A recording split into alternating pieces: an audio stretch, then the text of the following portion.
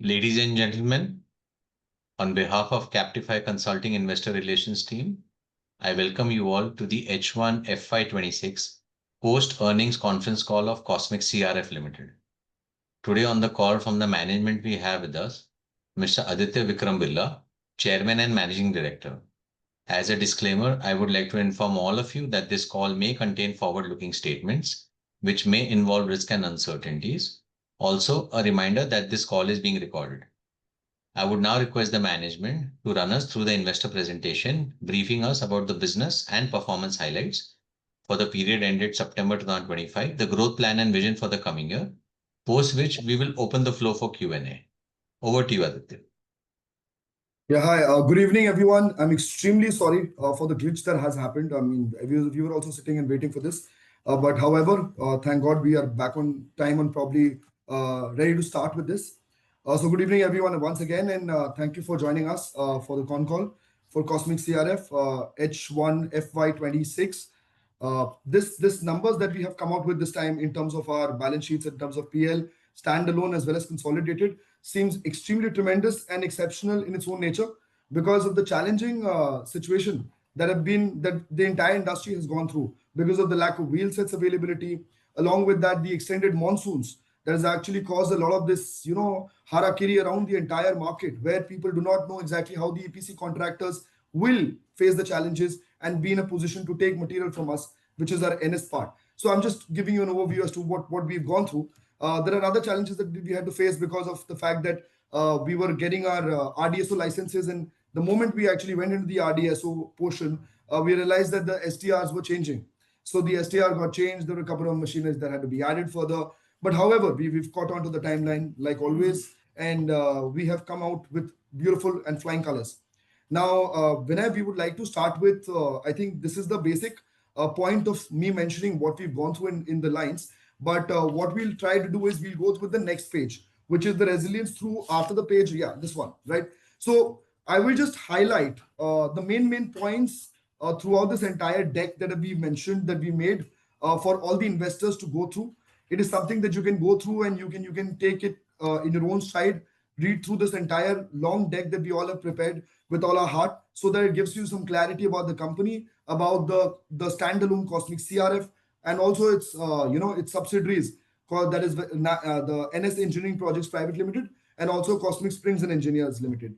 So what businesses that we are into, what are our plans, what are our numbers, and things like that. But primarily, before we actually close down to this point where we just want to sum up the whole thing, I will go through the basic numbers. So the numbers that are very exciting and numbers that are very interesting to the management, from the management's desk to the investors, those things we'll want to talk about.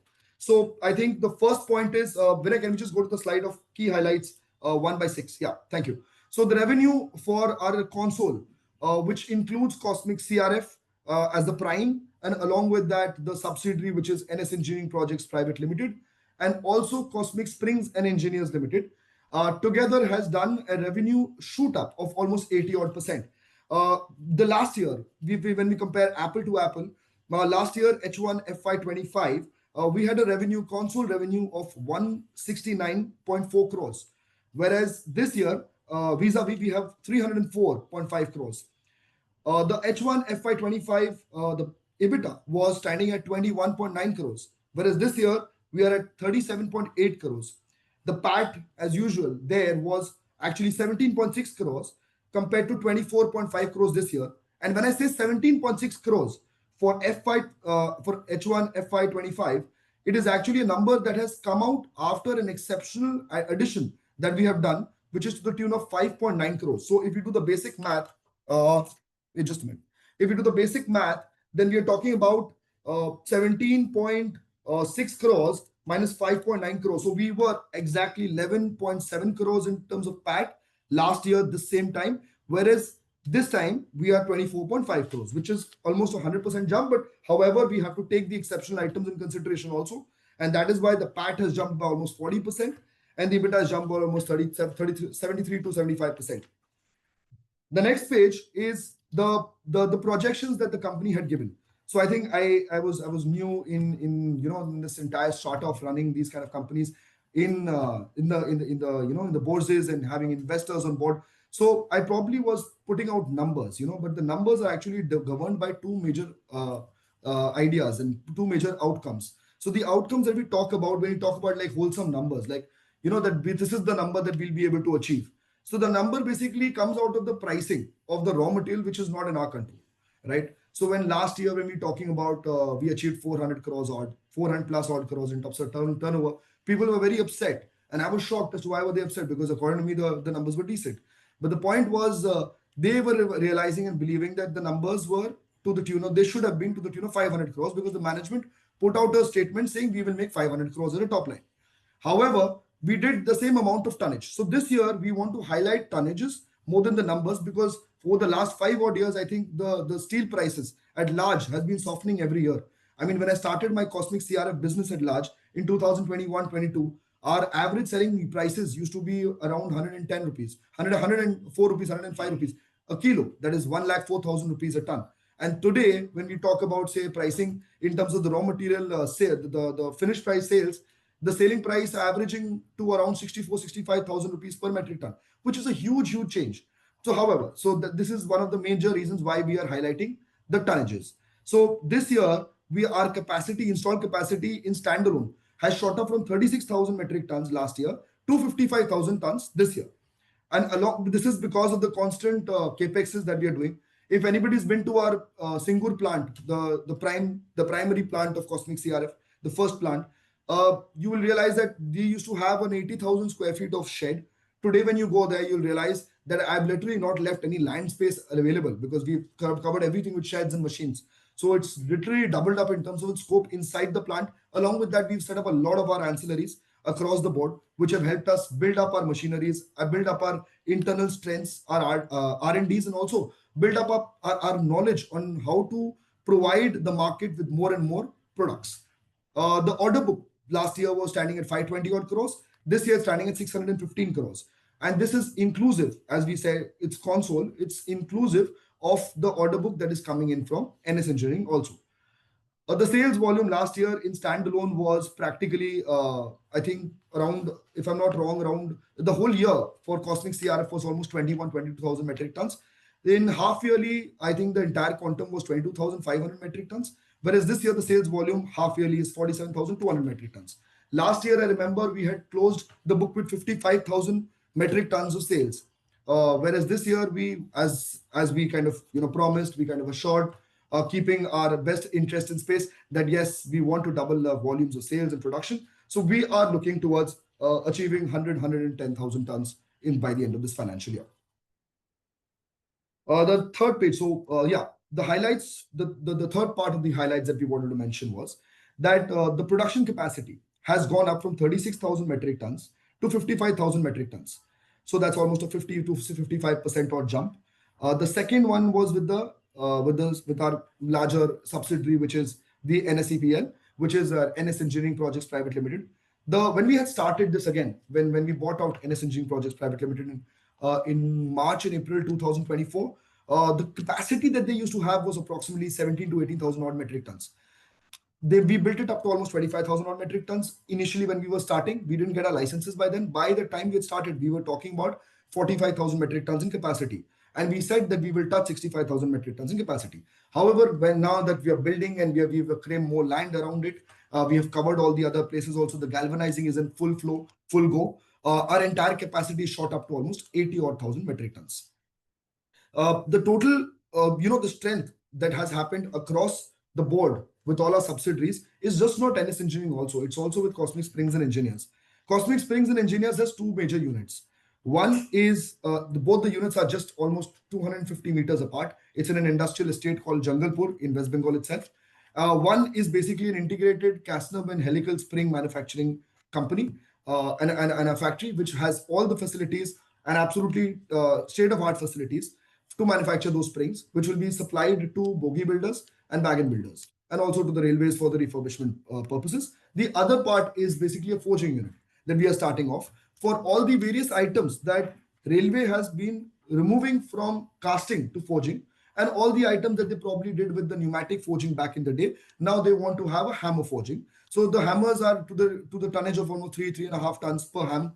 So if you see both the units at large is a very is supplying to a very niche market, but the railway market, which is a constant market because it all doesn't only wait for the new wagons to come in, it also supplies to the refurbishment of the old wagons. So that is a huge, huge market. Like whenever we talk about the wagon market and the bogie market, the coach market, we always talk about कि कितना नया wagon या कितना नया coach आने वाला है.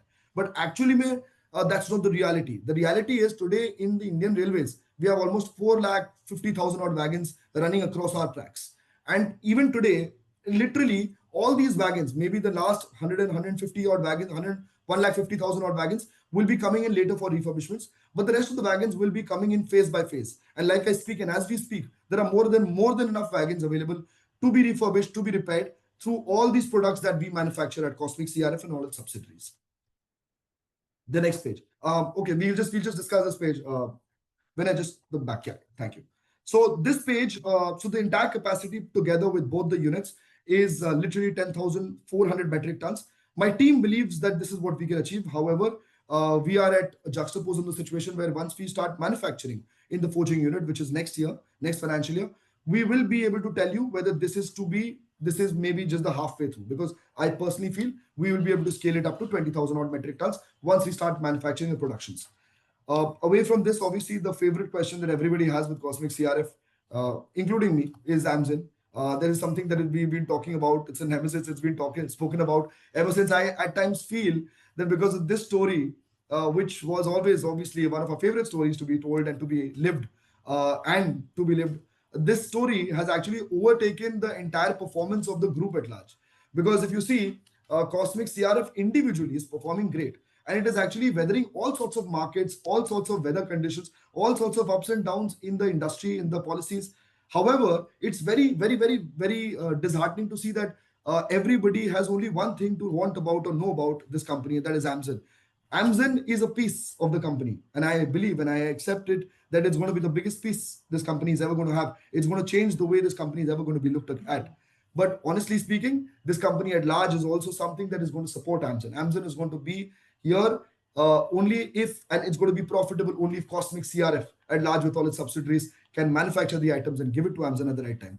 So yes, this is the entire story of Amazon. But yes, we are fighting the battle with the people who have filed cases against us back in the day.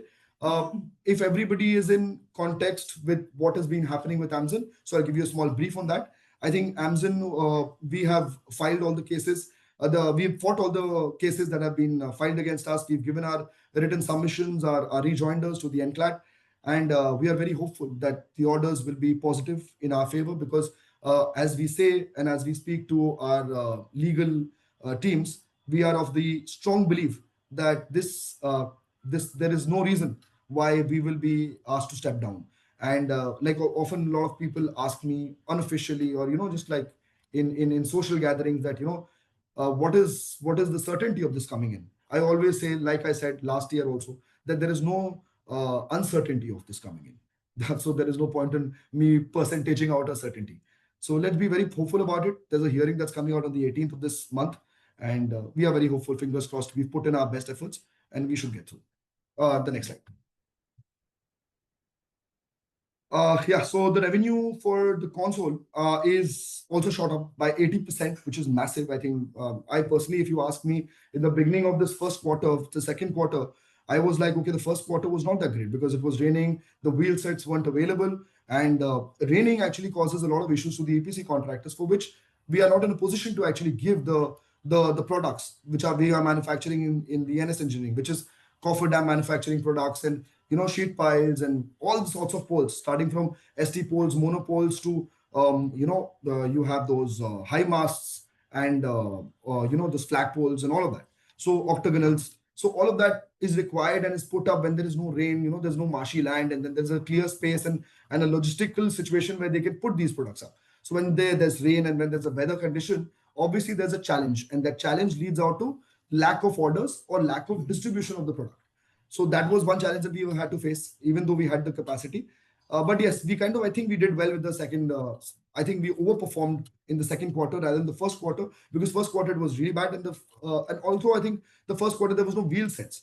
So the lack of wheel sets was also actually propelling this issue of not picking up, orders not being able to pick up orders, or probably even pick up orders but not being able to supply, because there was another problem with the company had been dealing with in the past balance sheet also, which was to do with the negative operating cash flow. So that was something that came to our head also, that 90 crores of negative operating cash flow was something that was not justified and not something that we wanted to deal with. So we put our foot down to all our debtors, and we were in a position where we said, the boss, we will want the money back. Like, we will want our money. Our money cannot be used to finance others' endeavors. So even if our top lines, take a hit, we will still. So the first half was actually very helpful for us to gather back all the money that was out of the market, and there was stretched debtors and unnecessary advances to creditors, which could have been avoided, things like that. So that got really solved. So that is why the operating cash flow, the negative part of operating cash flow, in 6 months' time, we've covered a journey from 89 crores negative last year to right now in 6 months we are 2 crores negative.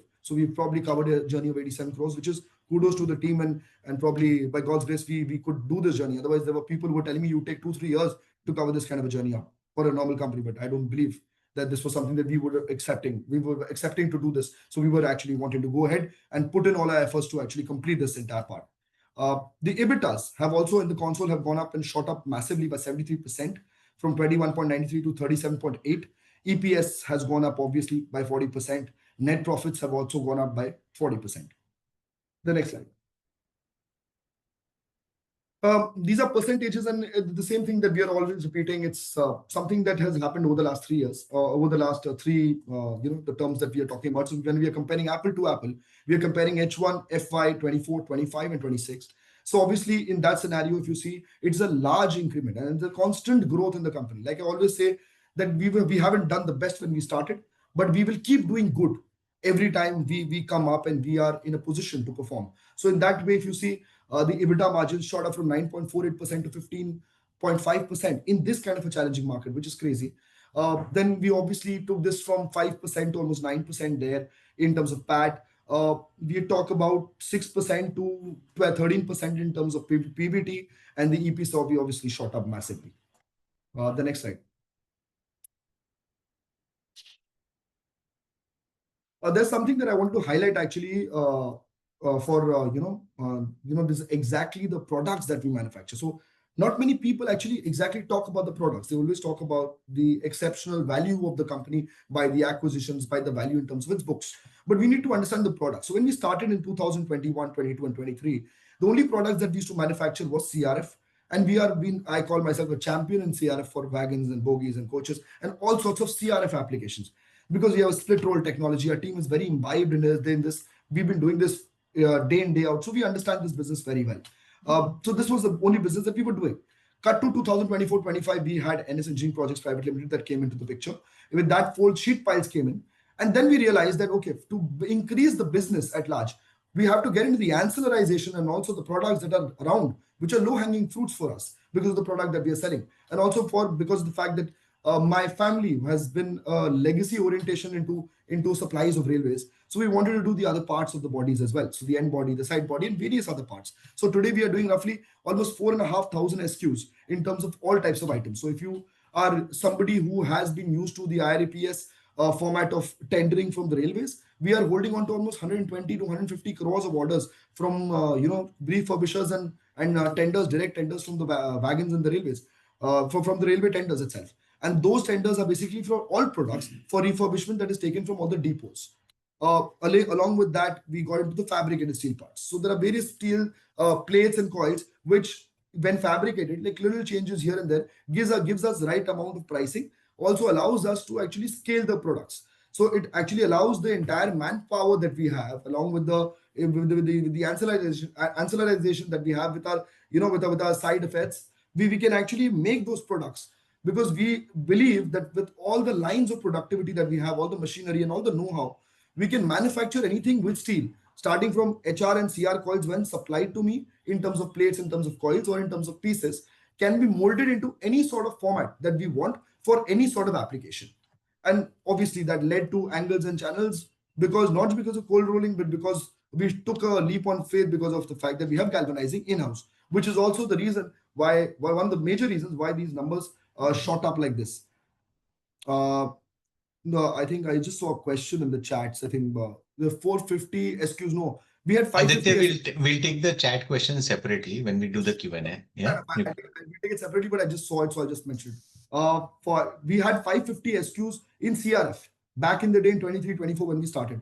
For all the wagons and the coaches that we probably manufacture. But today we talk about 4,500 SKUs of all types of items that we can manufacture for infra, railways, and a couple of items for defense. But not, we don't call ourselves a defense player at all right now, because we supply to the vendors and where, indirect vendors who probably supply to somebody else who probably assemble and then supply to a defense party. Then 2025 and 26, which is the current year, all the products that we got to till 2024 further on went into tested crash barriers. So crash barriers and then tested barriers are two different things, obviously, for the design part of it. If somebody wants to understand, you're most welcome to come into the factory and just see what we do with it. But yes, it's a different product. You get a better margin for that, and you get tested for that. You have to have that kind of a knowledge. Also, your infra space has to be of that nature. So that is a product that we got into. Lighting poles of all nature, like I mentioned, octagonal poles to ST poles to all sort of, your what's it called? Your dual poles, and then the signage poles, high masts, galvanized poles, all of that. And then we started galvanizing our own things, because we had our own galvanizing bath, which kind of completely refurbished. We made it into a new space where we can galvanize something which is more. We can take a dip of almost 110 metric tons in one go. So which is a massive capacity compared to all our peers. The next stage. The new business interest that we are talking about primarily is obviously the wagon manufacturing, which is something that we've all been talking about over the last 1 year. We've been working hard towards it. Along with that, obviously, the unit that we want to take over, that has a huge setup for manufacturing fabricated bridges and for dedicated freight corridors, as well as normal bridge girders. They have a RDSO registration also to the tune of 25,000 odd metric tons, which will be reinstated once taken over. Along with that, obviously, like I mentioned, we have 2 units in the Cosmic Springs and Engineers subsidiary. That subsidiary has those 2 units, which is called the spring unit and the forging unit. The both will be actually, as we speak, we talk about 10,000 odd metric tons in terms of its capacity, which we are setting up. But I personally believe once we start working with it in dual shifts, we'll be able to cross 20,000 metric tons in times to come. The way forward, the group's plan for liquid metal asset, yes, it is something that we were planning. Once we finish with this takeover that is there on our head right now, and we don't want to focus anywhere else. Once we finish this, then probably the next stage will be the liquid metal asset that we'll walk into. That's something that we will talk about when we get to the part of the hill. For now, we will not talk about it because it doesn't make sense. Let us just focus on the acquisition that we want to make right now and the books that we are building and the company that we are building, the books that we have showcased in our half yearly report. The order book stands at 615 crores. It's kind of repetitive, but majority of the points that we've spoken about is pretty much the same. The key drivers for the future growth is obviously the drive efficiencies, the drive efficiency and capacity utilization. So often people have been asking, why the price? Why the price? So there's the story behind what I was trying to say. So I'll just take you 2 minutes behind so that you can understand what I'm trying to pitch. When I got into this market of Cosmic through Cosmic CRF into the CRF business, and then probably doing a lot of these fabricated steel business, and then into the business of infra products. So there are a lot of these people who already been functioning in this markets, and they were not of the opinion to reduce the prices. So the average strength of a peer in my industry, say in CRF, would have been to the tune their capacity would have been installed capacity would have been around 15,000 metric tons, whereas we were envisioning ourselves to get to the point where we see ourselves at 35 to 45,000 metric tons in annual capacity.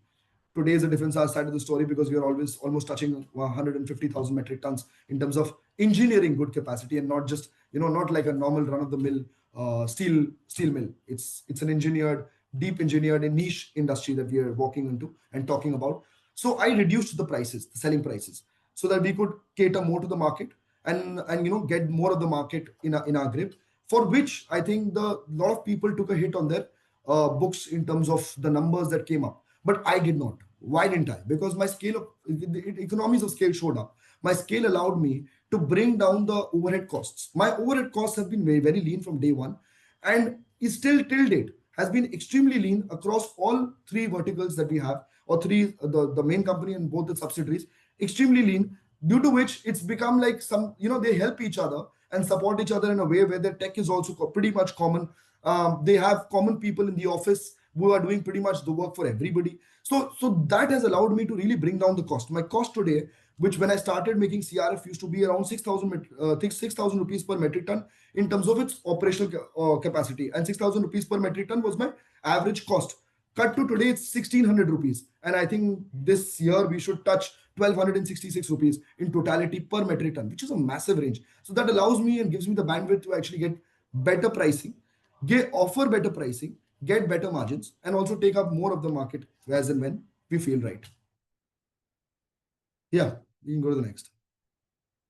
It's pretty much the same. I think we're walking through the same chart where we incorporated in 2021, got the RDSO in-house, R&D, stable BBB. We are actually hoping to get a better credit rating now, because I think BBB is the best that they can give with companies that don't have that kind of a legacy. They were looking at 5-year legacy in requirement. I think we will cover 5-year legacy by this year, and I think we will go into again a credit rating position by the next couple of months, because our half yearlies are ready. So we'll probably pitch them to give us a good rating, much better rating than this one. That's not just stable, but a good, excellent rating kind of a situation.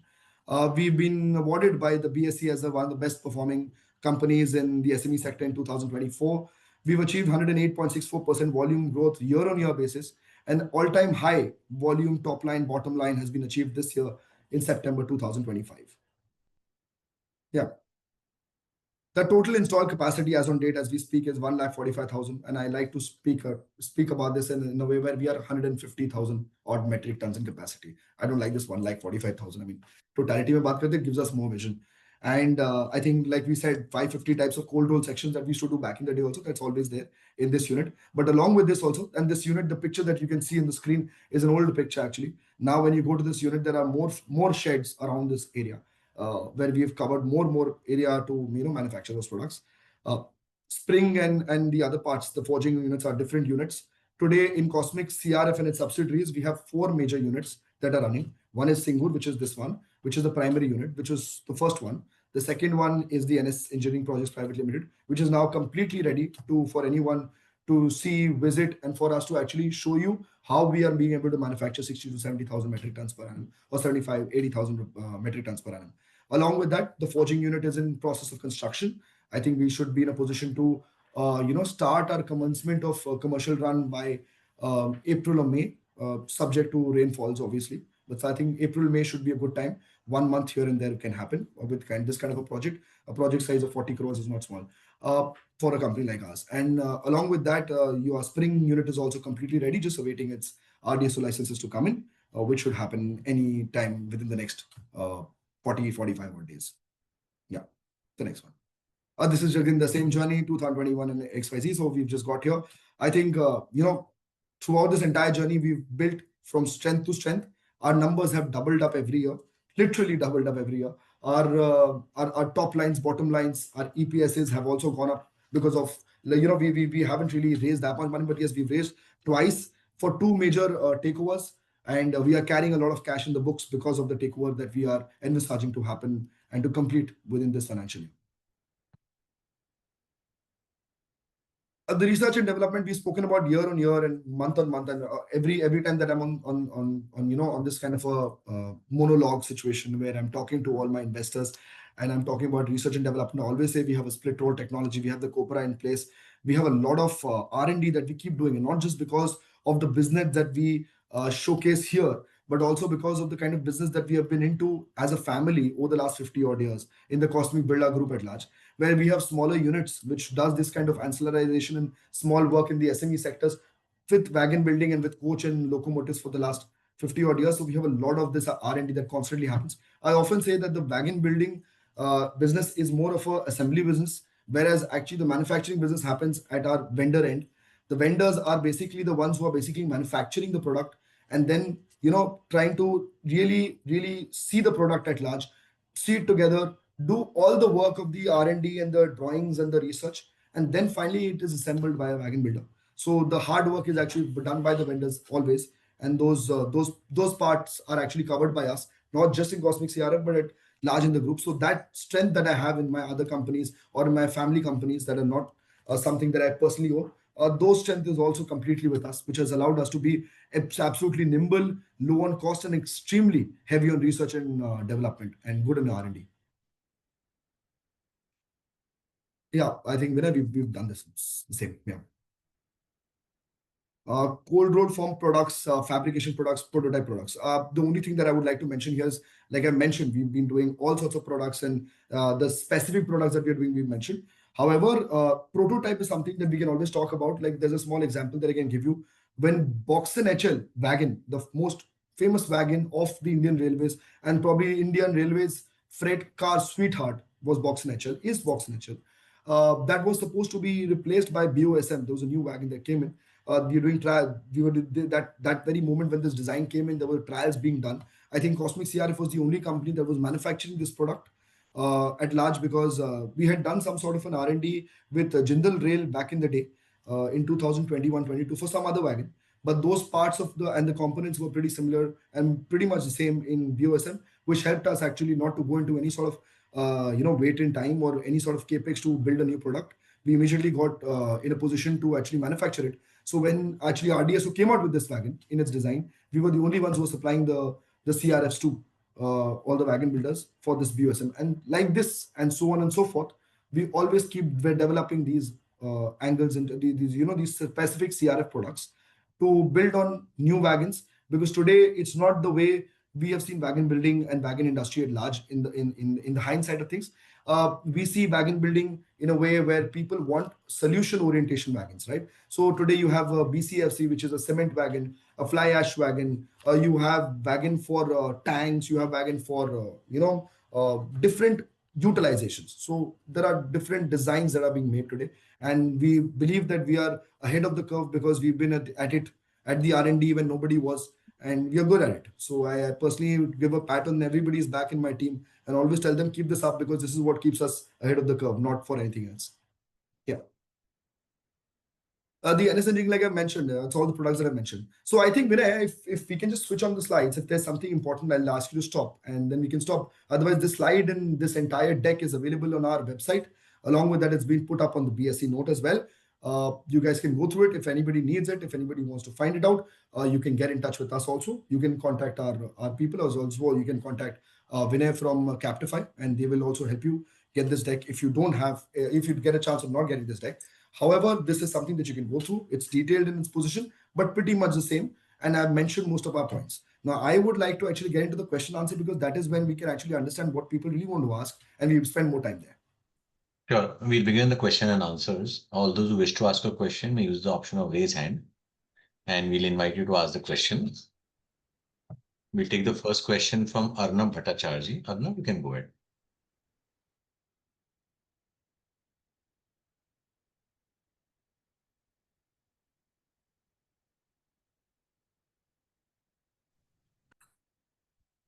Arnab?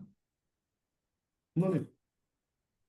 Yeah, we'll move on to Hanu Rao. Hanu, you can go ahead, please. Hello, sir. Yes, very good evening. Good evening, Hanuji. Good evening. I think, Hanuji, evening. you've always been there in all my con calls. Yes, sir. Today I'm Hanuji, lucky I you're got the always first asking chance. the question. No, no, very nice, very nice. No, please Yes, go ahead. yes, sir. Yes. First of all, it's heartfelt congratulations to you and the whole team. It's Thank very you so good much. set of numbers. So I'll go with the questions. I Yes, have two please. questions, sir. The Yes. first question is it's a hard question. Everyone is waiting. It's a MZN deal. Yeah. So we are fighting with the cases and we are spending money. A lot of Right. things are happening. So Right. with respect to this, my question is, for example, if we get this deal, so Right. the money which we raised it through pref issue, is it sufficient, or again you need to go for a loan or something else? That is my first question. Right. I'll ask the questions. You can answer it later, sir. That is Done. the first question. And the Yeah. second question is, by today presentation, we are much aware of what are the products that comes under Cosmic CRF and NS Engineering and Right. Springs as well. So if we see the railways infrastructure is booming like anything, and Right. they are increasing the capex for Vande Bharat in a very exponential way. Right. So with the new of Springs and Forging, are we Cosmic CRF is contributing, or in future will enter into Vande Bharat material supply also? Is there any chance to increase our revenues? That is my Right. second question, sir. Right. So let me answer the first one first. Thank you, sir. So your specific question was, and correct me if I'm wrong, your question was that the money that we've raised to take or probably invest into Amazon, the one that we are trying to take off from the NCIT, is it enough? Right? Is the Yes, question, sir. right? Yes. So we were about to raise 230 crores, if I'm not wrong. 212 crores plus 50 crores of warrant. Warrant was being funded by the family and me and my associate group members. And along with that, I think 212 crores was supposed to be funded by the financial investors. Out of which I think that time the market got really soft. It was, I think, the month of January or February, March, that period. I think the markets went really soft. It was our stock itself was, I think, trading at 1,200 or 1,300 rupees. That very time, 1,604, I think a lot of investors backed out at the last moment. And I was asked to actually postpone my plans for, they requested me to postpone my plans. But we did not, because if you see, we got a positive order from the NCLT court in our favor in the month of May and June. So there was no reason why my planning was wrong. But obviously, you have those naysayers, you have those glitches, you have people coming in and creating some sort of a ruckus which delays your processes. And these kind of NCLT processes do get delayed. If you take any of these big cases, they take 4-5 years. Obviously, I don't have that much patience. I need to complete this in a year. So in my timeline, I was more than in my head that we need the money, because once the money comes in, then I'm not the kind of an investor, like I'm not a kind of promoter who would want to keep this aside. Like once it's offered to me, I would want to pay up completely and then take it up immediately and take control of that asset and then build it up immediately. If you see NS Engineering also, we had taken this asset up. We got an offer to pay this entire amount by 2024 March.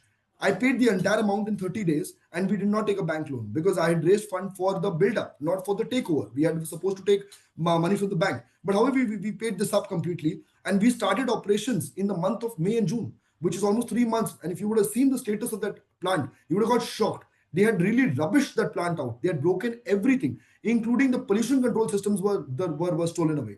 So literally there was nothing like that was left in the plant. But yes, there was certain points that was there for which we had paid and we saw value in it and it turned out to be good.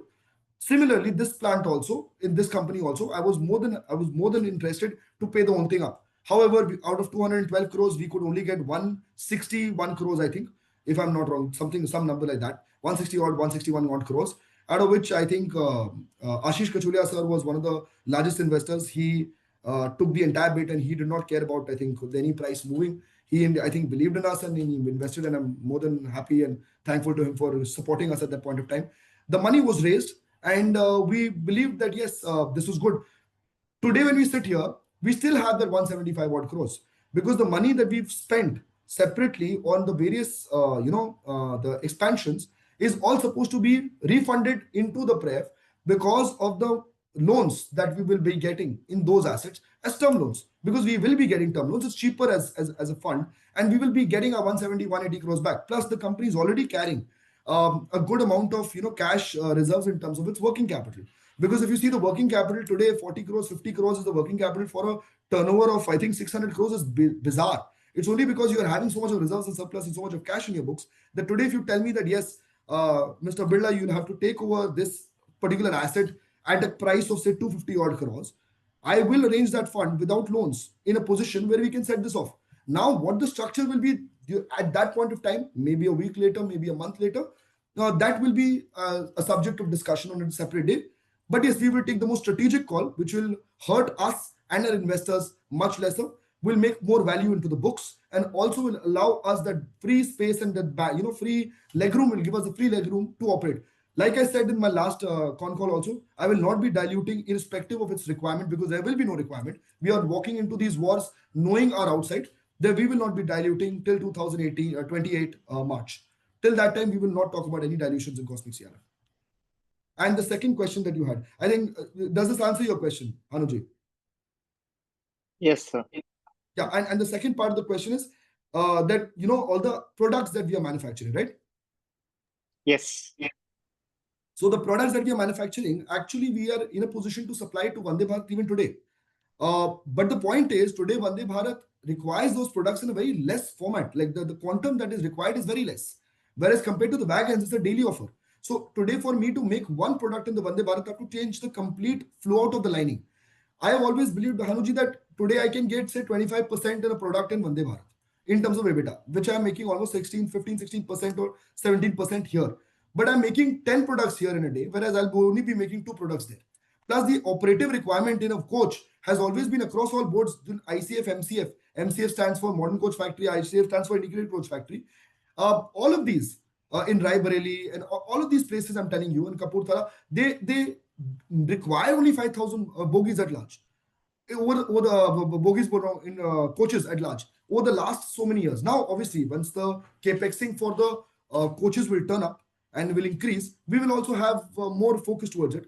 The project that we've launched for our spring and our forging will supply and be in a position to supply products to them like CRF is. So CRF can also provide them the material, forging can also do it, and springs will also be able to do it. So there won't be any problem. There'll be a fungibility and an interchangeability, but we will always choose the market which is more, which is a lower hanging fruit and which gives us scale rather than just small bips of profits. Yes, sir. But what all we need is like piece of cake from everywhere. Thank you, sir. Right. Thank you. Thank you so much. Thank you. Thank you, Hanu. Hello, host. Can I go now? I sort of was in the left and I was having some connection issue. Yes, please, Arnab. Go ahead, please. Hello, Aditya. Am I audible? You able to hear me? Yeah, you're audible. I think your voice is muffling a little bit. Okay. I'll try then. Let me know if you're able to get my questions. So I was going through the presentation that you just uploaded. We are saying that we are getting into heavy fabrication related to freight. I was interested where this manufacturing unit is coming up. Is it part of NS Engineering or Cosmic CRF? No, so Cosmic CRF is actually the main company which owns NS Engineering also, and also owns Cosmic Springs and Engineers. So Cosmic Springs and Engineers owns these 2 factories. One factory is a spring factory, one factory is a forging factory. The spring factory is ready to use. It's in the area called Jangalpur, which is a industrial area in Howrah, basically in your Bombay Road, which is in West Bengal, Calcutta, just almost 30-40 kilometers away from the center of Calcutta. So that's in Cosmic Springs and Engineers.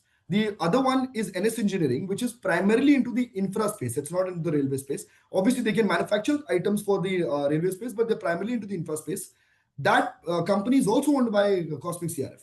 And then Cosmic CRF at large is anyway manufacturing all these products with its ancillaries. Is there a heavy, so is this a new capex that you are doing, that heavy fabrication structures that is mentioned in the PPT, or am I getting it wrong? No, I think it's been always there. So there's a constant capex that's always there. We have all sorts of things, like basically we have beveling machines, we have forging machines, we have springs, we have heating machines, we have CNCs, we have cold rolling mills, we have cutting machines, slitting machines, all of them. We have MIG welding, you name it, we have it. So that is what, and then all these machines put together give us the strength to manufacture anything from, like I said, from HR coils and CR coils and plates. And these inputs, when given to me with a design, can be manufactured to the best of our ability. If there is a RDSO that needs to be done for it, or if there is any other BIS that needs to be received for it as a license, we have to go to it and get it done. If there are some products which doesn't need any of this and just needs a confirmation from the consignee, we are good to do that as well. So I'll ask the general question in that case. So in Cosmic Springs, will you be able to? So basically, I'm talking about mostly the subsidiaries. How much percentage of revenue of Cosmic Springs can we ascertain to non-railway, non-railway components, basically for industrial usage? And the same question also applies for NS Engineering. So NS Engineering will do completely infra. So fabrication of steels will also be into infra only. So that's complete infra. That's got nothing to do with railways. It can do railway work, but not requirement. There's no requirement for railway work to be done there because CRF is being able to manage that. Cosmic Springs and Engineers and all my units, starting from NS, Cosmic Springs, Cosmic CRF, as well as Cosmic Spring with the spring and the forging unit, will do fabrication work. Because fabrication work, I always believe, goes hand in glove. It is not something which is very specific and out and about. You are not a steel basher. You are basically an engineering company. So as an engineering company, you have to manufacture through a fabrication process. Like for example, if you do a bogie in a casting unit, right? Now you have a new design that is being exported, which is a fabricated bogie. The design is completely pretty much same, but yes, obviously the process is different. So there's a fabrication required for that. Now maybe you don't have the mold for it, maybe you don't have the robotic arms for it and XYZ, but you still have fabrication all over, and the fabrication is made out of fabricated plates and coils that you manufacture. Okay, but is that only for railways? Meant for railways? No, it's for everybody. If you are making a house and you need a steel plate, please give me a call. No, I'm asking. Can you give me the percentage that was done in cosmic sprints for railways versus for other industrial usage? For Cosmic Springs, it was right Yeah. now, I think 30-70, 30 for railways and 70 for outsiders. Okay. Yeah. Thank you. I mean, that is all, Aditi. Thank you. Yeah, thank you. Thank you, Arnab. Sir, we'll take a question from the chat from Pramod Bhatt. Yes. He's asking, what is the current capacity utilization? Yeah. And when MZN order comes in our favor, how many months would it require to scale it up so that it starts contributing to the company? So the capacity utilization right now is at 80%. My only problem that happens is I can utilize the capacity, but at times there are glitches which we are not prepared for. Like for example, if there's a cloudburst in Calcutta, the Calcutta market completely stops to operate for the next 3 days. The outside parts of Bengal takes more time to absorb it and get back to business. There are sites that don't take that order up. So for example, I have an L&T site that's operating right now, where I have to supply almost 1,500 metric tons of sheet pile every month. And I'm not being able to supply because their asset is completely filled with water. And now what has happened is in the last 2 months, I'm carrying that material. So I'm having to sell that material to someone else. So like I said, capacity is at 80% utilization, but it can hover as per the requirement of the demand of the product. Demand of the product is there, but obviously the flow out often changes as per the situation of the site. That is both stands constant and derived for the railways as well as for the infra. And what was the second question? Second was, when MZN order comes in our favor, Yeah. how many months would it require to scale it up so that it starts contributing? If you ask me on the paper, theoretically, if you see, I've seen the asset a couple of times. I know how it would work to the best of my knowledge and my understanding. But I personally feel on theoretical basis, if you say today's start one, if it's day one today, you will probably take 3 months for the products, 3 to 6, 4 months for the products like your bridge gardens, your bridge fabrications and fabrication projects to start off with 3 to 4 months, and 6 to 7 months for you to get your licenses in place for the railways, and 8 to 9 months, not 1 to 1, like from day 1 to 9 months for you to probably get into the prototype of wagons. But however, I understand that we would not have to do prototypes in wagons. Okay, sir. Thank you, sir. Yeah. I request the participants to limit their questions to 2 per participants. We'll take the next question from Prathamesh Diwar. Please go ahead. Am I audible? Yes, Prat- you are. Yeah, firstly, so all the best for the hearing that we have on, I think, 18th of this month. Thank you. Yeah, so I just have one question, sir. Yes, So yes. let's say for whatever reason, if the Amazon acquisition doesn't work out or if it fails for whatever reason, so Right. what is our upcoming plan and what will be the consequences? So see, I'll tell you what. Did I get your name right? Can you repeat your name? It's Prathamesh. Mahesh, right? Prathamesh. Yeah. Prathamesh. Yeah. So Prathamesh, I'll tell you what. There is no reason for us to believe that this will not happen, right? Point one. Now let's say, let's take it hypothetically that it doesn't happen. God forbid, right? And we don't get this. Then what happens is we are walking into a space which is something which is open to the market. Like we have a land in our mind where we've already placed some sort of money, which that much amount of money which we can pull out. I'm not in the business of making land banks. So what I usually do is when we had gone into bidding for Amazon, that very moment we started buying out a land. So we bought all the strategic areas of that land block. That land block is along with it's also attached to a siding. So for me to set that up will be almost 2 odd years. So we will waste 2 years to set this up over and above the time that we would have probably taken to set up and start and restart Amazon. So that's approximately 0 to 1 year is Amazon, 0 to 9 months is Amazon. Here it will be 0 to 3 years. So you've lost 2 years. That is the worst that can happen to you. There's nothing more than that. Away from that, yes, the top lines and the bottom lines do not take a hit because you are not right now, you don't have a wagon building unit. So obviously you're doing everything, right? You're doing everything around it. You'll get into the refurbishment business. You'll further, if you don't get into this, you'll get into the refurbishment business at a larger perspective. You'll set up your own wagon shop in times to come over the next 2 years, 2.5, 3 years. And yes, there are a couple of other opportunities lingering around in the market for people who've been in the railways and railway businesses and have known people in the railway businesses. If you dig a little deep, you'll know there are a lot of these wagon builders who probably will go into consolidation at some point or the other, the smaller ones. That's an option always for us who are carrying so much cash in the books and can expedite to get something to that. But yes, I'm in love with that asset, Amazon, and I don't want to fall in love with something else before I fall out of love with this one. So I don't mean to fall out of love with this one. So this is something, Prathamesh, I'm pretty sure we will win. So Yes, sir, let's great. keep it right. Great to hear that, sir. Just my last question. So Yeah, yeah. excluding the Amazon thing, for how many Yeah. years we can grow our volume by 100%? See, I'll tell you what. So when we started, Prathamesh, we had started in 2021-22. We were at 12,000 metric tons. From there, we went to 25,000 metric tons. Then we further went to 45,000 metric tons, which was last year. This year, we are doing almost 90,100 metric tons. 150,000 metric tons was a jump that I was not even aware of. Okay, so this was something that I did not think we will achieve so fast. And thanks and kudos to our team that when you keep, like, that's why I told you with my with this venture also, with my forging and my spring also, the moment we get into this business, we will realize how we can actually scale this up. Maybe the rotation space times are faster. Maybe the operational, the track point is different. The chain of events change. Maybe we can do 2 shifts, maybe 2.5 shifts, 3 shifts. So all of that works out to be. But yes, this 1.5 lakh tons has opened our eyes to understanding that yes, this is the capacity that we can keep bringing. To answer your question very precisely, if we don't have Amazon, then how can we keep doubling up? We will double up for almost another 1.5 to 2 years without Amazon. With Amazon, we can go on to another 3 years. Got it, sir. Thank you so much. That's it from my side. Thank you. Thank you. Thank you, Prathamesh. We'll take the next question from Vimal Gohil. Please go ahead. Yeah. Yeah, thanks, Aditya. Hi. Just wanted to pick your brains on the pricing environment. You've mentioned softish trends, and you also cut prices. How do we look at prices in the near to medium term?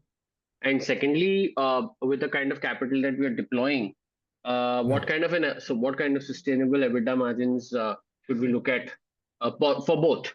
Actually, for all three, for the standalone Cosmic CRF, for NS, and for the Springs business. Thank you.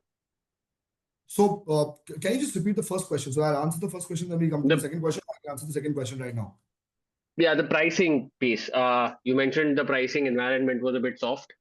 I'll tell you what. So how does it affect us? You want to know that, right? Yeah. So what kind of pricing do we look at for the rest of the year and for FY27? If you can. Right. So basically, what happens is the pricing is for the pricing of the raw material is soft. It's just the way it is for the steel market at large. Over the last 5 years, has been softening. But there's another reason for that. Railways, if you see, there's a cycle. People talk about it in a way of cycles. So basically, people say that, and we also have seen this cycle happening. Every 2 years, 3 years, they come out with a design which is more like built towards stainless steel deployment. And then after 2 years, 3 years, they go into mild steel deployment. We happen to understand that this is to actually cater to both the needs of both the larger players, or maybe 4 or 5 of these groups who have these large interests in stainless steel and in mild steel. However, we are right now in a position where we understand that there is an average pricing that's happening. A lot of these wagons and these fabricated parts of infra, and also specifically railways, are coming into these 50-50 versions, where 50% is IRSM 44 MS 409M, which is a stainless steel grade, and specific stainless steel grade for railways. And then you have the mild steel grade, which is E450, E550, E350, all of that, FE57, FE4, 470, 450, CRBU, and all of that. So put together, if you see, the pricing softening will probably happen to another 5% odd. Post that, I think they will start making massive losses, as per my understanding, in the steel market at large. Because this MSP should have blocked the input from China, but probably at some point or the other, there's too much of pilferage from China for which this market is not being able to pick up. But whatever it is, however, we understand 5% more should be softened. Other than that, not more than that. If you take it to the other part of it, I believe 50-50 of SS and MS will continue from next year. This year, we're looking at 65,000 rupees to continue throughout this financial year, because we are also carrying orders at that price, and we are understanding that we have long order books given advances to creditors for the raw material also. So we realize this is the price that we'll be carrying on. Next year, I believe, if this goes south towards the pricing part, it is further, I think, it'll drop to another 5% odd. And if it goes up, then it can, and if there's an SS contribution more than the contribution of MS in the deployment of wagon building, then probably you will see the pricing shooting up to 70,000-75,000. And honestly, if you ask me, I always like the price to be higher, because I always feel that the top line should look more beautiful than it should be. But that's my personal take on balance sheets and on understandings. But irrespective, that's the maximum that is an outflow. About the outcome of that on our balance sheets, if it softens up further, I can assure you that my PAT percentage and my EBITDA percentage will grow, because my deployment of working capital will be lesser. And along with that, my interest cost will be lesser. Along with that, our, the percentage that is fixed with my clients, with my traders, with my associations, with my buyers, for all the prices that I have a fixed mode that I work on. So I don't want to worry about the raw material price, because I'm not in the business of arbitrage. I'm not in the business of trading material. I'm in the business of manufacturing. So I only want to do a catering as per my conversion rates. My conversion rates pretty much fix up the entire year, or maybe over a contract which can happen over 1.5 years, maybe 6 months, maybe 3 years, irrespective. But that works around at a quantum where I can get back home 13-14% of EBITDA and 9-10% of PAT.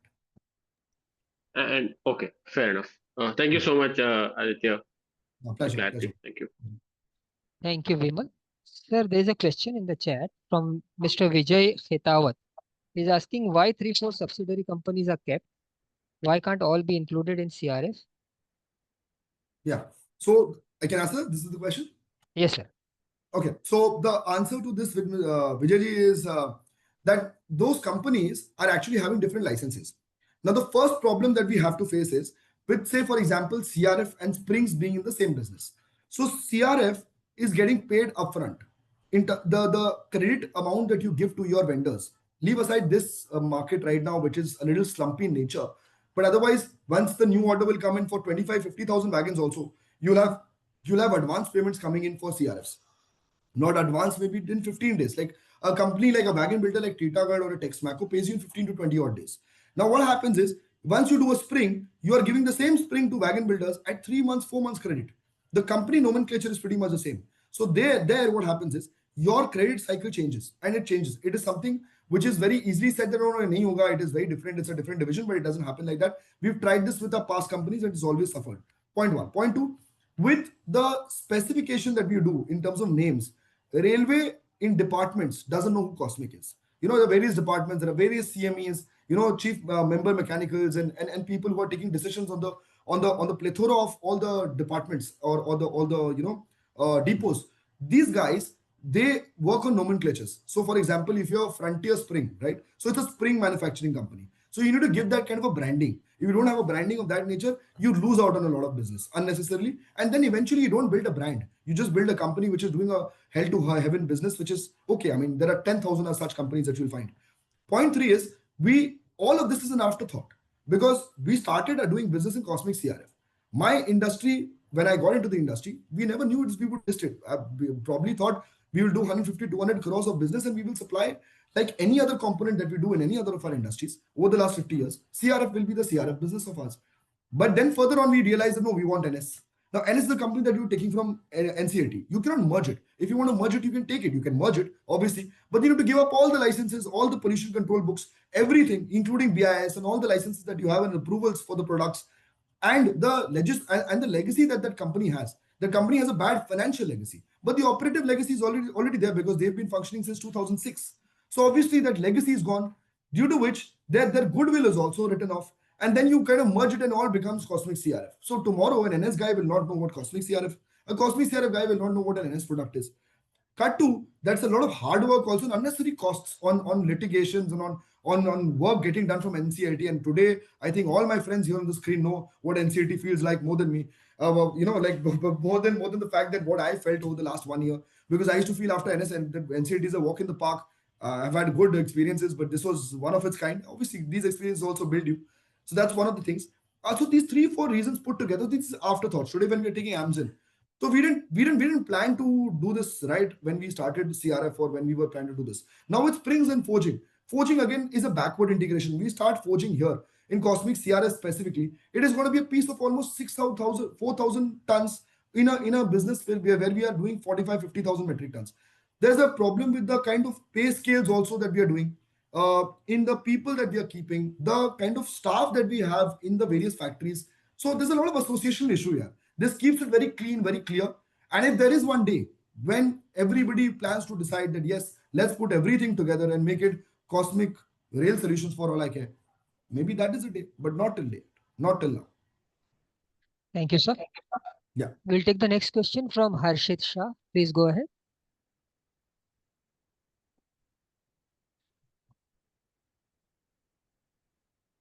We'll move on to Mr. Akash Jain. Please go ahead. Yeah, hi Aditya. So one of my Hi. question is that you guys have utilized, or I would say that company has utilized 80% of the capacity, and after 100%, then we need to, I would say, do the Build capex. capacity. Yeah. So We have to then, build capacity. can you please come again? We'll have to build capacity. Yeah. So then, how are you planning that? Because you are saying that you will not dilute, you will not like dilute the equity. So then, will it be by debt, or how it will be, and when are we thinking to do the capex So for I'll the? take you, Akash, I'll take you through the trajectory of what we want to do and how we want to go about it. Right. So, say for example, we started with CRF back in the day at 12,000 metric tons. We set up another shed and we set up the same number of mills to make it. Mute the by saying that, sir.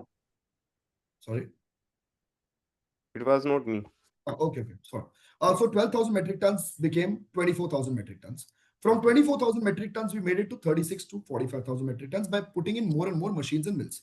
Now that asset of mine in Singur is pretty much done after 50,000 metric tons. And I'm not even sure whether we can actually pull out 55,000 metric tons on that asset. Because obviously there's an issue with the freight coming in, 17 trailers being loaded together. I mean, that's a lot of harakiri there, right? So that is one issue. Now, for example, if I see more grit in the market, if I see tomorrow that you have 2 lakh wagons coming in, each wagon having more than 4 tons requirement of CRS, you have a lot of bodybuilding buck that you need to make up on, then if you just buy another piece of land and make the whole thing again on CRF. So that's how we build CRF. With what we are doing right now is, say we have 55,000 metric tons of capacity in CRF.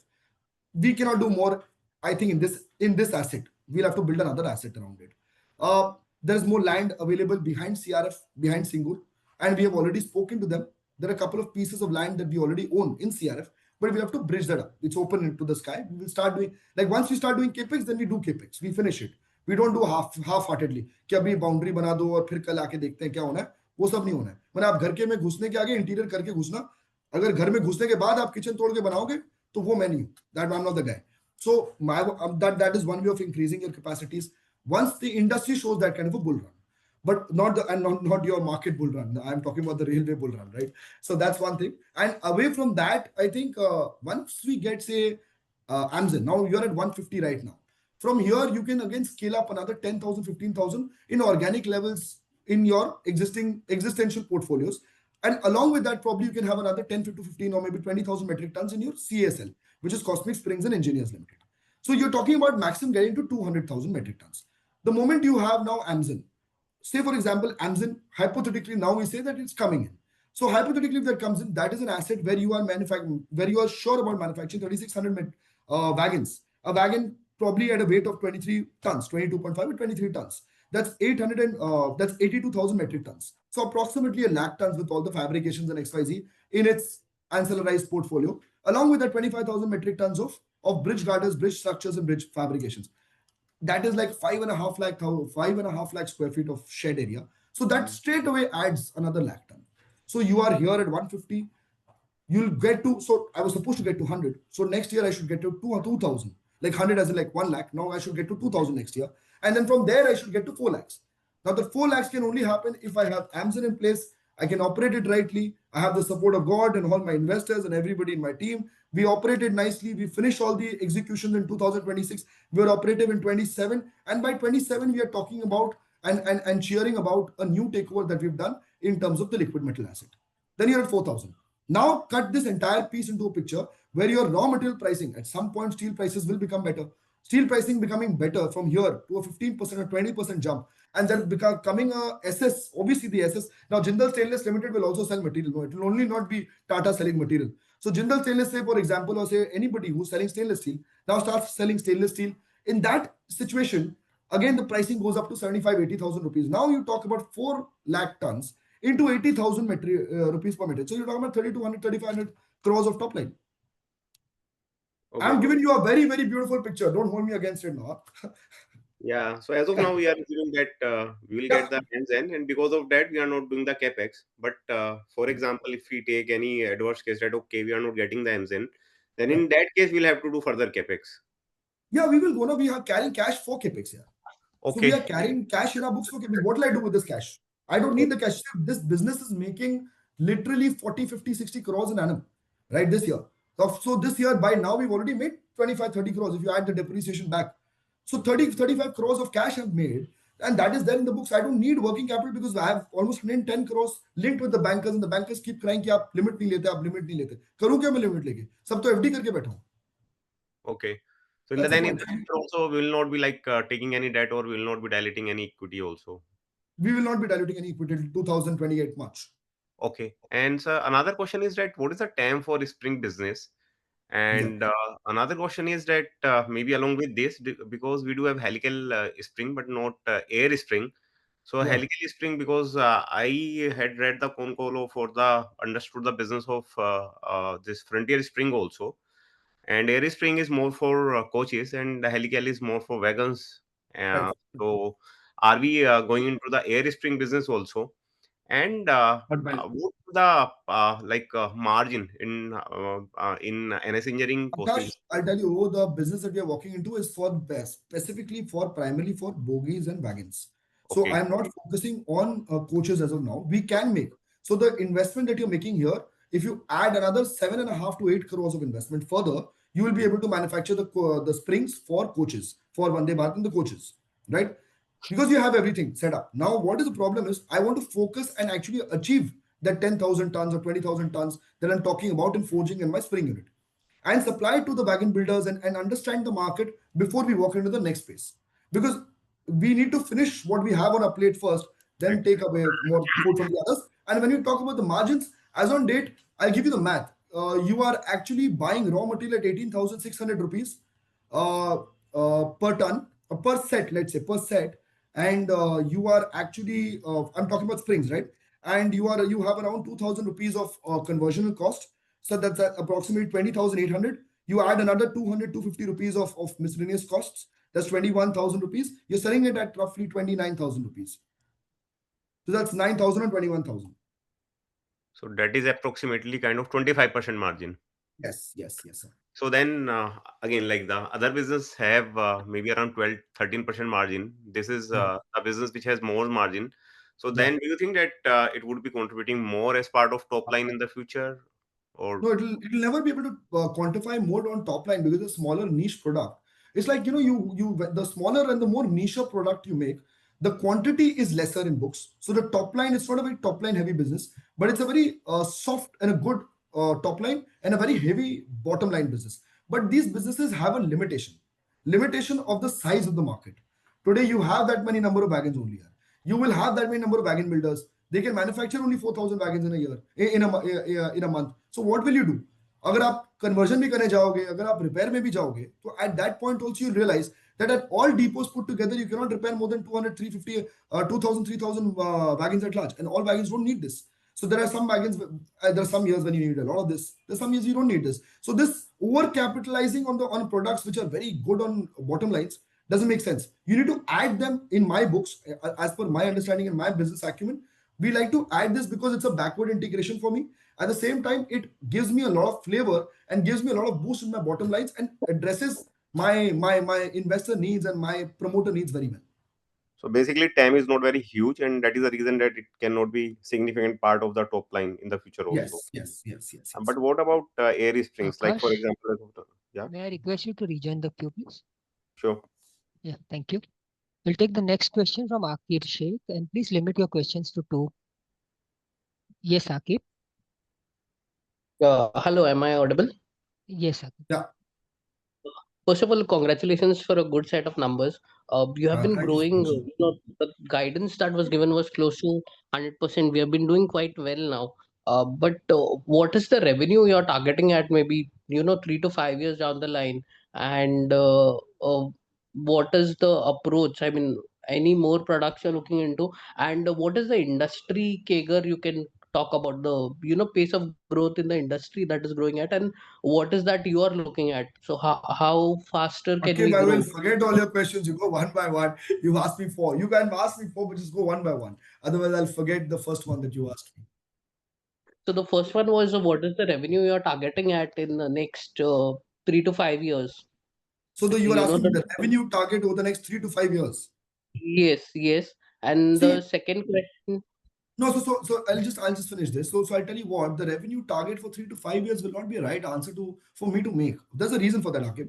I am personally somebody who has planned my book for the next 5 to 7 years. So if you and me would have been across in a position where I would be just stating my dreams to you, then I would be stating these numbers. But otherwise, I'll tell you what, the quotient of doubling up the quantity is not an easy job. It is basically a very task. It's a very heavy, hard loading task that we've taken up on our shoulders.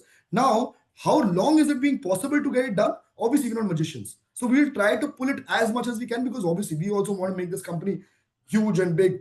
But at the same time, there are challenges around it, because the industry that we are into, railways, infra, they don't have any limit. That's a massive, ocean where you can get into lots of things. You can get into Kavach, you can get into rail tracks, you can get into sleepers, you can get into YBDs, you know whatnot, crossings, for castings, whatnot.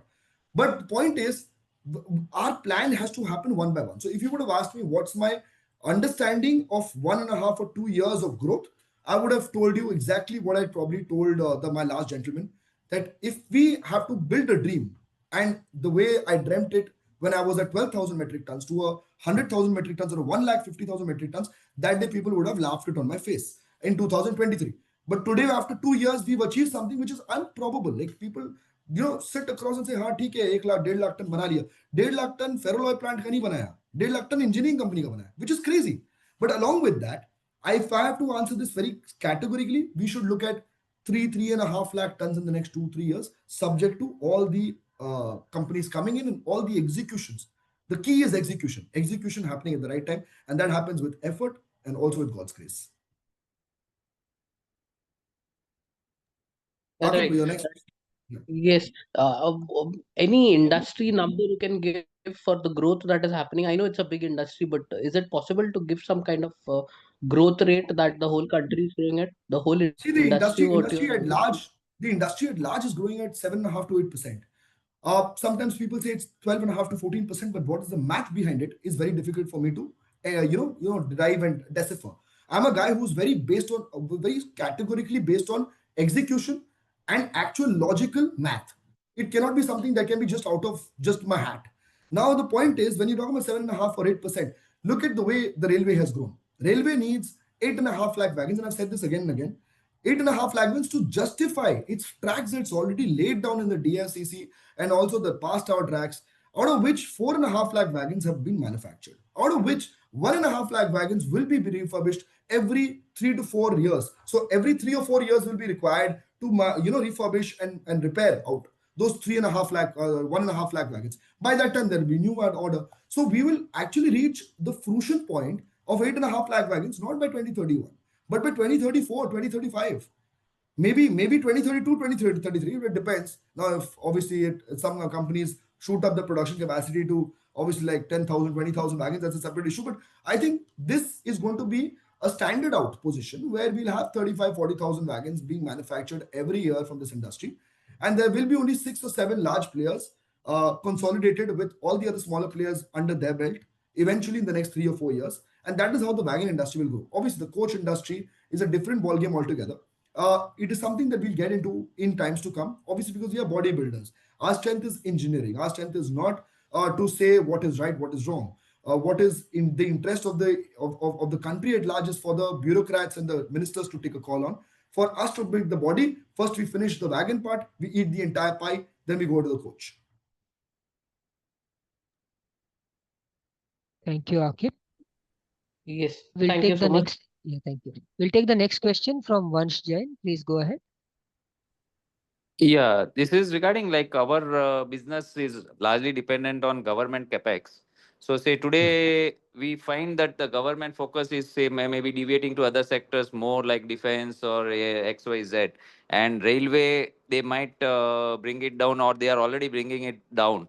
So in that case, how you foresee our stand? Like in if there is a if we take a pessimistic view that there is a massive cut from government on railways, then how we will be able to maintain our turnover or growth rate, because you I'll are answer. given a beautiful picture of increasing the capacity, but tomorrow we should have customers for the same, right? Yes, Vansh, right? Yeah. Vanji, I'll answer your question in three parts. Yeah. The first part is our entire asset on the ground of it is fungible. Fungible means it is interchangeable in nature. We are into the manufacturing of, like I'm again and again saying, we are an engineering company into the manufacturing of components. Tomorrow, Yeah. if you tell me we do not have to make any of this and we just have to make auto products, we can do that as well. It's also cold rolled forming. It's also billing. It's also cutting, sheeting, piling, and fabrication of items. So we are an engineering company that is into fabrication of items. We galvanize, we manufacture, and we make you whatever you want to make. Now, I primarily call myself a wagon and a railway factory because that's my largest interest in this business. But if you tell me tomorrow that railways tomorrow shuts down in India, right? There is no Mm. freight, there's no wagon. भाई हम Mm. लोग सारा का सारा बनाएंगे infra का products. Now coming back to second part. Okay, second part में है India today stands on 4 pedestals. ये चार चीज के बगैर इंडिया के पास वो चार पैर नहीं रहेंगे तो कुर्सी यहां से वहां डगमगाएगी. एक है आपका एग्रीकल्चर, सेकंड है आपका रेलवेज, तीसरा आपका इंफ्रा, चौथा आपका defence.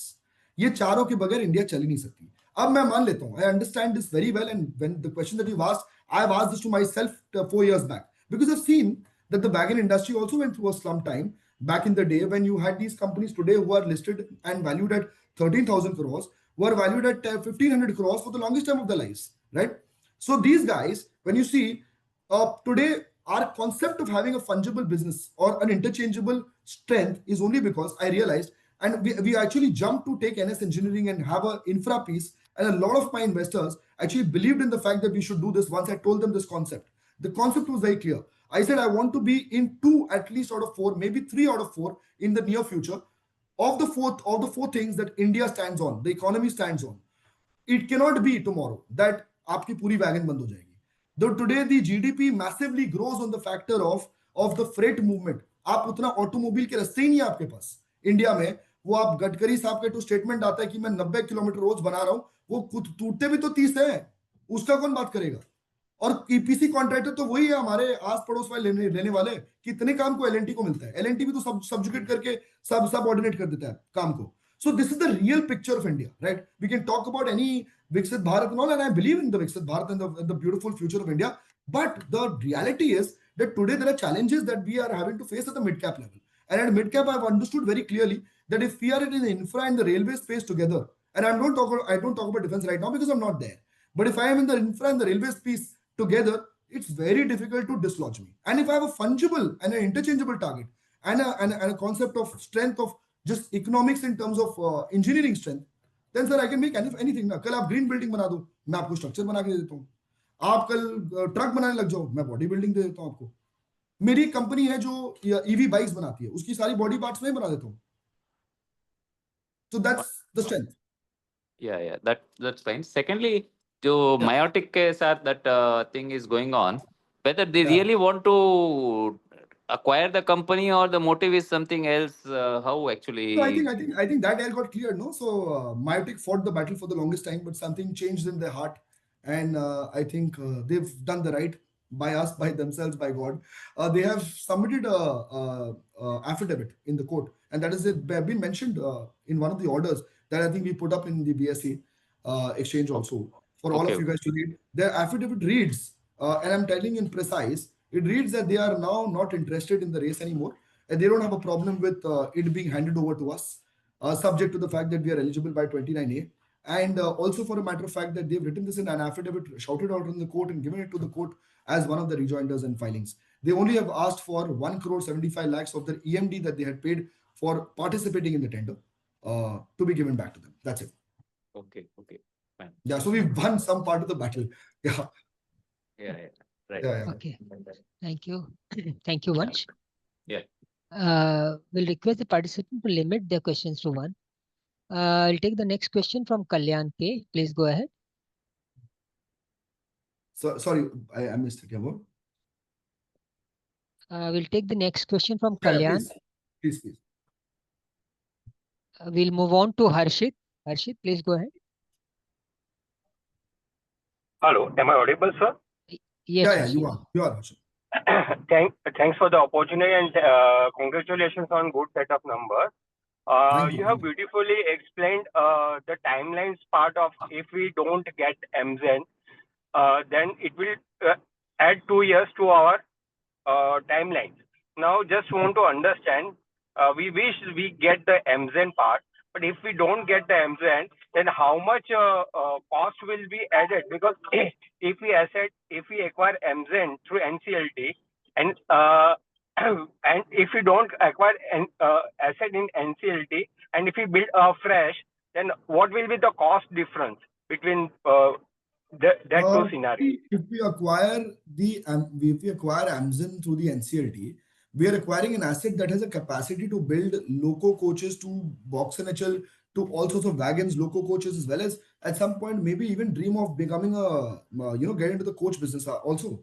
So that business, that piece of land and that asset size, as well as the strength of the engineering inside the asset is massive. I don't have to build something like that. I often say that Amazon was built by the American rail car, right? And the American rail car built a golf course inside Amazon. Boss, I will never even dream of, even if I love golf, I would have never dreamt of making a golf course inside a factory. I mean, that's bizarre. But this is the way Amazon is built. That is why the pricing and the future visibility of that factory and that company is massive. But if we have to build something like that across, we will not build it of that nature. We will build it at probably 35-40% of that size, and the pricing will be pretty much the same. So the price at which we are getting Amazon right now, that is a price at which the 35-40% of that asset will be. If we build it here in the area that I've shortlisted when I had bid for Amazon, because I was not certain that time whether I'll be able to get Amazon or not. And that time I had to go, and even today, we always have this thing in our head, though I feel very confident about everything, but about these things at large, because I'm at the helm of situations, looking at the daily affairs of these things. But I do realize that if God forbid, even 1% chance of this doesn't fall out well, then we have another asset where we'll be probably doing 35% of the entire cost of Amazon. And that 35% is the amount of cash I'm carrying already, like almost 200 odd crores. Okay, sir. Thank you so much for the clarification. Best of luck. Thank you, boss. Thank you. Thank you, Harshit. Sir, we'll take the last question from Siddharth Lakhanpal. Please go ahead. Hi, thank you so much for the opportunity, and congratulations, Aditya, for a great set of numbers. So you used to provide a split of the production volume across the 3 entities that you have. If you could provide the same, and in continuation to that, so I've been tracking the company for the past 1.5, 2 years now. So on the Cosmic standalone side, you have generally a gross profit per kg or a ton kind of a metric that you use. So on the NS side also, do you have the same? Yeah. So basically, let's start with the first. So just repeat the first one so that I can answer it, then we can go to the second one. So the 47,200 ton split between the 3 entities, if there is anything in the Cosmic Springs. So basically in the breakup of 47,200, 300 metric tons, precisely is 23,800 metric tons is the CRF, which is the single unit along with its ancillaries. And the next of the 25,000 is from 21,000 is from what's it called, your NS, and 4,500 is from Cosmic Springs and Engineers for fabricated steel and all sorts of fabrications that it does for the in-houses. Sure. And now coming to the EBITDA gross profit per ton for NS, if you could share that. So you know what, NS, I think the EBITDA and the gross profit will be, so your raw material price practically stands at anywhere between 45 to 55,000 rupees, right? So let's take an average. Let's take an average of say 50,000 rupees. Now 50,000 rupees of material, you have an average overhead cost of almost 2,500 rupees. So that's almost 52.5. And along with that, you have say a miscellaneous expense of 0.5. So that's 53 rupees. That's the gross point, right? So that will bring me to the EBITDA position. 53, and the selling price will be of somewhere around 60 odd, 60, 61. Because my galvanized products are being sold at somewhere around 68 to 69,000 rupees per metric ton. My non-galvanized material are being sold at 61, 58 to 61. And the other products like the monopoles and your your octagonal poles, which are very expensive, they are getting sold at 90,000 rupees a ton, because the weight is also lesser, like I said. So it works like that. So if you talk about say 7,000 rupees on a 53,000 rupees, so you're talking about a 13% EBITDA. But what happens is it gets averaged out, because often the purchasing that we do is often of so many parts. And why did I ever thought about or talk about getting into the liquid metal asset business, is only because I wanted to leverage. I still want to leverage the purchases that we do. We don't actually end up my problem is we don't purchase straight up. Like we don't have like 4 mm into 1200 into coil 30 tons, and you give me 30,000 tons and I'll buy everything. I have so many breakouts of types of raw material, qualities, specifications, like 18 types of specifications, 2 or 3 types of qualities. On top of that, almost 80 or 90 types of SQs in purchases, for which I have to forward book, for which I have to give advance to the creditors, because otherwise they'll ask me to open LCs. And those LCs will again have to be coming out from my limits that I'll have to make. Again, you have to book that much amount of margins, and then 25% of margin में मेरे को 25% में तो मेरा रुपया ही घूम जाता है. तो क्या मतलब है? Understood. Thank you so much. And just a last note on the company and your performance. You say that there are two parts of it, getting Amazon, then execution. But I think you've sorted out the execution part pretty well, given your track record. So fingers crossed and all the best for the Amazon. Fingers crossed, man. Fingers crossed. Yeah. And I'm pretty sure, I'm basically 100% sure that your execution will be on point with the current timelines that you said. Thank you so much. Thank you. Thank you, Siddharth. Thank you. Thank you. Sir, since that was the last question, would you like to give any closing comments? Are you asking me to give a closing comment? Yes, sir. They don't want to hear me anymore, I think. I mean, I've been speaking way too much. No, thank you so much for coming in. It was great talking to everybody. I think I had a great time talking to you guys. I think we should do this more often.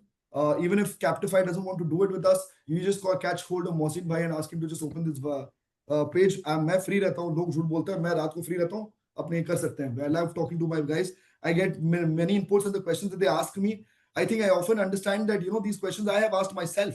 So at some point in time, I realize that these are the questions that often need to be asked a promoter, so that the promoter keeps grounded situations in his head and he starts answering these questions again and again, so that he realizes what are the issues that can come up tomorrow. So I had a great time, and I hope I answered all the questions to everybody to the best of my ability. This deck is great. Go through it. It's been made with a lot of love and effort by Mohsin bhai, our team, and also Vinay. And so yeah, go through it. It has all the details. And if anybody wants to get any further details, please feel free to get in touch with Captify and with our CS in Cosmic CRF. Thank you so much. Thanks, Aditya. That was an amazing discussion. And that brings us. You had to do this, huh? Yeah. So thanks for giving us your time, and thanks to all the participants for getting on the call. This brings us to the end of today's conference call. Thank you.